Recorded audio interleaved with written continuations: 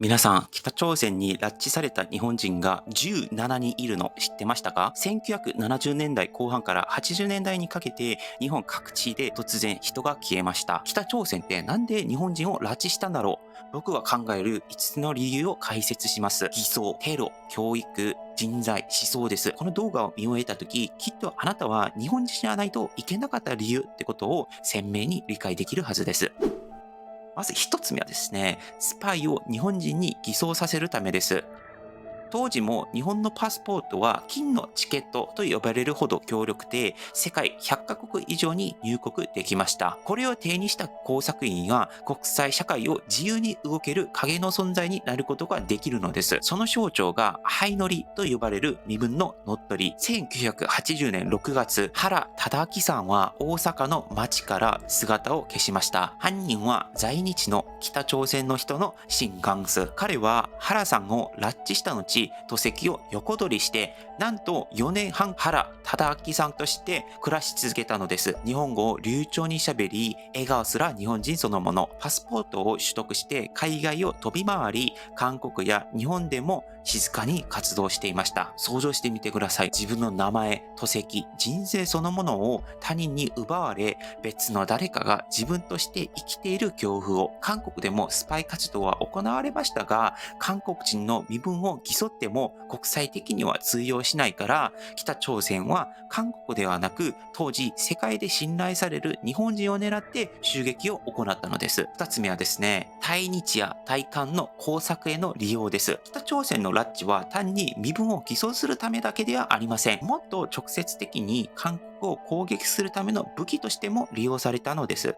1987年11月29日、バグダッド発大韓航空の858便。この飛行機はアブダビ、バンコクを経由してソウルを向かっていました。その機内には115人の乗客、乗員が乗っていました。しかし、手荷物入れに置かれていた小さな荷物、それは爆弾でして、アンダマン海上の空中で爆発しました。空に炎が走り、115人全員が一瞬で命を奪われました。犯人は北朝鮮の工作員で、彼らは日本人名義のパスポートを使い、日本人観光客を競って世界を移動していました。その名前は、八谷真由美と八谷真一という名前でした。彼らは逮捕された後、男性は自殺しましたが、女性のキム・ヒョンヒという人は生き残りました。彼女が語ったのは衝撃の真実でして、韓国の大統領選挙と1988年のソウルオリンピックを妨害すること。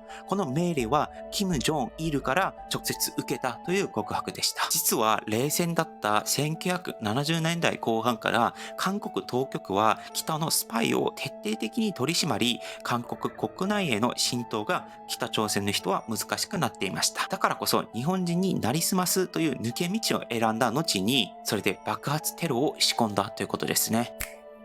3つ目の話はですね、スパイを教育させるためです。1978年、東京から突然姿を消したのは田口八重子さんでした。当時23歳で、また2人の幼い子供を抱える母親でした。彼女がどこに消えたのかは長らく謎でしたが、その真実を語ったのが1987年、先ほど出てた大航空の爆発テロ事件の工作員、キム・ヒョンヒでした。キムは裁判所でこう証言します。日本語を教えてくれたのはリ・ウネという女性だったということ。そしてそのリ・ウネという女性は日本から来た人、田口八重子さんだったのです。歌の歌い方だったりとか、流行りの化粧とか、日本人特有の話し方とか仕草とか、田口さんは北朝鮮の工作員に日本人らしさを叩き込む役割を担わされたのです。同じように拉致された横田めぐみさんも招待所と呼ばれる隔離施設で工作員と共同生活をさせられ、日本語を教え込んでいたと証言されています。つまり拉致はパスポートを奪うだけでなく、日本人の生きた教材を確保するためでもあったのですね。考えてみてください。子供を抱えた母親が突然異国の地で日本語教師に変えられ、工作員育成の担当者にされる。その残酷さは言葉を失うほどですね。4番目はですね、北朝鮮での人材として活用するためです。ここれは訓練だけではありません。北朝鮮に不足していた人材を埋めるためにも日本人を利用したと言われています。看護師とか技術者、印刷や医療に優れた技術を持っている人。当時、北朝鮮は国際社会から孤立していたので、最新技術だったりとか、どのようなサービスを提供するのか、こういった情報が足りてありませんでした。だからこそ、日本から来られた人々っていうのは宝そのものでした。その一例が曽我ひとみさん。曽我ひとみさんは1978年、新潟で母親と共に姿を消しました。そして北朝鮮に連行された後、彼女は看護師としての経験が提供されたと言われています。さらに彼女には配偶者が当てがわれ、家族を人質とすることで脱走を防ぐという人間としての最低な仕組みまで北朝鮮に組み込まれたのです。そして1968年に失速した早坂勝夫さんは印刷技術を持っていたと言われます。彼のような専門機能を有する人材は労働資源としても使われたりとか、労働資源を教える存在としても有用な存在だったのでしょう。北朝鮮にとって拉致は人を兵器に変える行為だったというふうに僕は認識しています。5つ目はですね、思想関係の話です。淀号グループってご存知ですか？同志を獲得するための計画として日本人が拉致されたのです。淀号というのは1970年代に起きた日本航空351便のハイジャックされた事件のことを言います。犯人は過激派の日本赤軍派の若者9人。彼らは乗客を人質に取り、北朝鮮へ逃亡しました。その後、北朝鮮を支援、サポートを受けながら革命の同志を増やすため、日本人拉致に手を染めていきました。1983年、ロンドン留学中に姿を消した有本恵子さん、当時23歳でした。彼女を騙して北朝鮮に連れ去ったのは、なんと淀号グループのメンバーの妻でした。2002年、その元妻が私が有本さんを騙して連れて行ったと証言し、事件の全体像が明らかになったのです。同じ時期に石岡という方と松木という方もヨーロッパで姿を消しました。スペイン・バルセロナで撮られた旅行写真には、淀号犯人の妻2人が写真に写り込んでおり、これは計画的な拉致の証拠となりました。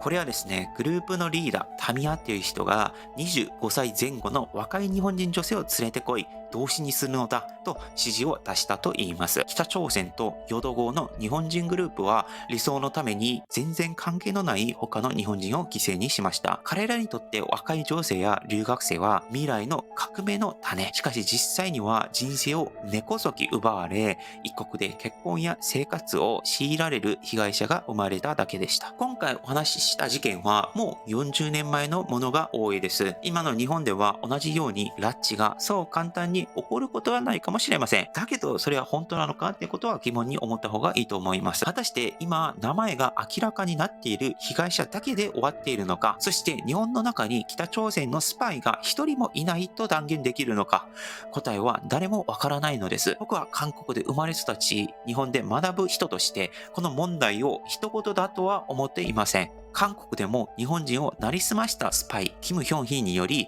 115人が犠牲になりました。日本でも多くの家族が子供や配偶者を突然奪われたまま、今も帰ってきてほしいと叫び続けています。これは遠い国の話ではなく、隣り合わせの日本の方の現実なのです。油断した瞬間、国家も社会も一人一人の人生も簡単に奪われてしまう。安全で自由に暮らせる日常は決して当たり前じゃない。その恐ろしさを私たちは忘れてはいけません。本日の話は以上です。もしよろしければチャンネル登録をお願いします。